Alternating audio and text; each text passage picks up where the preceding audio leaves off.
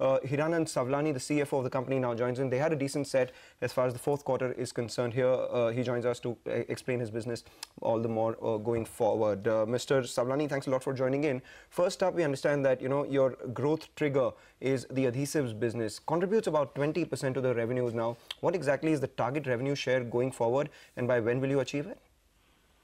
See, growth is actually coming from both the segments. That's right. Pipe business has also grown up. Parallelly, the adhesive business has also grown up.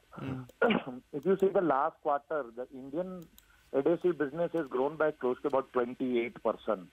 But that is because of the overseas operation, UK company, and the effect of Brexit. The Indian revenue is neutral. In rupee terms, the overseas. All right, Mr. Savlani, let me just get back to you, in terms of that. We have a mix in terms of percentage. And going ahead, what kind of a mix do you look to maintain? See, adhesive business per se in India will definitely grow 25% plus. Okay. And UK and now the US operation put together will be growing at least 15% this year. Okay. So we are expecting on a console basis 20% plus kind of minimum growth in the adhesive business next. And pipe, we are expecting around 15 to 20% volume growth in the FY18. All right. All right, Mr. Savlani, you did 450 crores in your adhesives business in the last year. How long will it take for you to reach the 1,000 crore mark?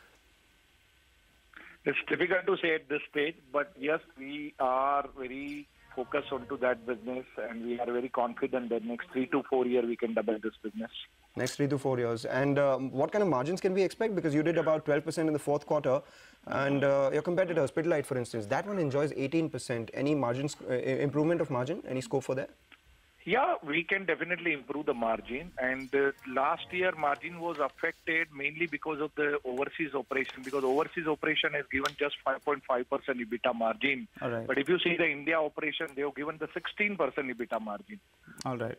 So we are confident that once this our US operation will club with this UK operation. Absolutely. Again, the UK will also start giving us the 12 to 13% minimum. So overall, we are expecting 15% kind of minimum margin next year. All right. Mr. Savlani, before we wind this down, last year you did a revenue growth, of around 12%. This year we're looking at a 15-20% growth, the total growth on the top line. Is that expected? Yes. 15 to 20% growth is what we can comfortably work with. Yes. What about margins? 50. Last year you said there was some kind of problems in terms of a couple of aspects. Last year you did 12.5%. We could see 100 basis points expansion this year.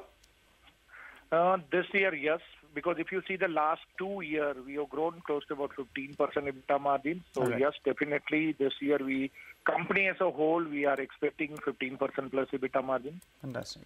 All right. Thanks a lot, Mr. Savlani, for stopping by and giving